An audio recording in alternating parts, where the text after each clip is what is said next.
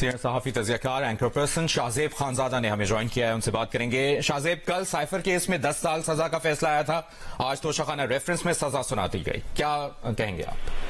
دیکھیے، ظاہر ہے ہارش ہے اور انہیسٹ ہے، اور صاف نظر آ رہا ہے کہ الیکشن سے پہلے یہ فیصلہ سنایا گیا ہے اور اتنی بڑی سزا سنائی گئی ہے تاکہ تحریک انصاف کے ظاہر ووٹر سپورٹر کو ڈسکریج کیا جائے۔ اس کے علاوہ تو کوئی بات نہیں سمجھ میں آتی ہے کہ آپ وکیل کو سن نہیں رہے ہیں، اتنی بڑی سزا آپ نے سنانی ہے، ان کے وکیل کو اس کے علاوہ جو حق کے جرا ہے وہ نہیں دیا جا رہا ہے۔ اگر بیان کے لیے تھوڑا سا وقت مانگ رہے تھے عمران خان صاحب، وہ نہیں دیا جا رہا ہے، تو صاف نظر آ رہا ہے کہ یہ بہت جلدی میں اور ایک بہت ہارش سزا سنائی گئی ہے بشرا بی بی کو بھی، عمران خان صاحب کو بھی۔ توشہ خانہ کے حوالے سے عمران خان صاحب نے ظاہر بہت زیادہ غلط بیانیاں کی ہیں، وہ جو دعوے اور وعدے کر کے حکومت میں آئے تھے اور دوسروں پر الزام لگاتے تھے کہ یہ تو توشہ خانہ کے تحفے بیچ کے کھا جاتے ہیں اور اس سے پیسے بناتے ہیں، حکومت میں آتے ہی انہوں نے یہی کام شروع کر دیا اور ظاہر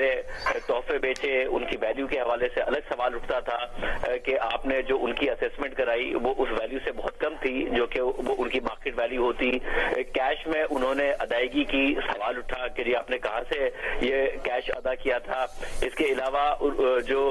پھر رقم کی ادائیگی کے حوالے سے کس کو آپ نے گھڑی بیچی اس پر سوال اٹھا، جس پر انہوں نے کہا کہ جس کو میں نے بیچی ہے شاپ کو، اس شاپ والے نے کہہ دیا کہ جی میں نے تو خریدی نہیں ہے، کچی رسید دکھائی گئی۔ تو یہ سارے کے سارے سوالات اپنی جگہ پر پیدا ہوتے تھے کہ نہ بیکنگ ٹریل تھی عمران خان صاحب کے پاس، پیسے کہاں سے آئے، کیسے ادا کیے، نہ وہ تھا عمران خان صاحب کے پاس، کس کو بیچا نہ وہ تھا ان کے پاس۔ مگر اس سب کے باوجود وہ حق بنتا تھا کہ ان کے وکلا کو جرا کا حق دیا جاتا، بیان کا حق دیا جاتا، کس طریقے سے اسیسمنٹ جو کرائی گئی ہے اتنی کہ کہاں سے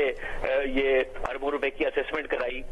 کہ یہ گھڑیاں اصل میں ان کی اتنی اربوں روپے کی مالیت بنتی تھی، اس کے اوپر جرا کا موقع دیا جاتا، یہ کچھ نہیں دیا گیا۔ وہی جج ہیں جن سے 5 سال پہلے سزا دلوائی گئی تھی، ایک منتخب وزیر اعظم کو اور آج ایک اور سابق وزیر اعظم کو دلوائی گئی ہے اور جلدی میں دلوائی گئی ہے، الیکشن سے پہلے دلوائی گئی ہے۔ ایک سزا کل ہوئی، اس کیس کے بھی میرٹس پر بہت سارے گراؤنڈز موجود تھے۔ عمران خان صاحب نے کیسے ایک سائفر کو اور جس میں دھمکی یا پھر سازش نہیں تھی، سفیر نے کہہ دیا، سابق فارن سیکرٹری نے کہہ دیا، مگر اس کیس کے بھی ڈیو پروسیس کو نہیں فالو کیا گیا تھا۔ آج کے کیس میں بھی ظاہر ہے جو عمران خان صاحب نے کہا تھا میں نے سڑک بنوا دی ہے توشہ خانہ کے تحائف بیچ کر، وہ کوئی سڑک نہیں بنوائی تھی، نہ ہی انہوں نے اپنی جو اسٹیٹمنٹ جمع کرائی تھی اس میں یہ بات کی تھی۔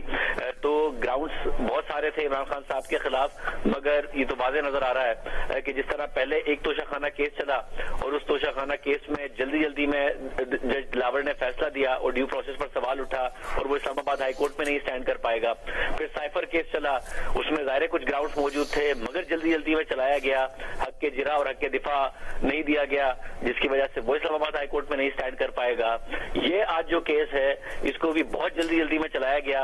اور جو وکلا ہیں انہیں سنے بغیر، ان کے دلائل سنے بغیر اور گواہوں پر جرا کا حق دیے بغیر، حالانکہ اس کیس جو تھا سائفر کیس اس میں تو جج صاحب نے کہا کہ اگر عمران خان صاحب اور شاہ محمود قریشی صاحب دونوں چاہیں تو وہ جرا کر لے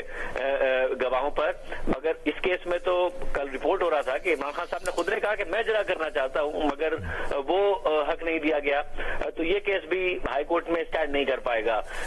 یہ صاف نظر آ رہا ہے کہ پاکستان میں جو احتساب کا بیانیہ ہے وہ ماضی میں بھی پولیٹیکل انجینئرنگ کے لیے استعمال ہوا ہے اور آج بھی وہی ہو رہا ہے۔ جس طریقے سے اس کیس کو چلایا گیا ہے، اس کیس میں سیاسی مقاصد حاصل کرنے کے لیے چلایا گیا ہے، نہ ہی احتساب کرنے کے لیے، جیسا کہ آج سے پہلے ہوتا آیا ہے، اور یہ کیس بھی ہائی کورٹ میں سٹینڈ نہیں کر پائے گا۔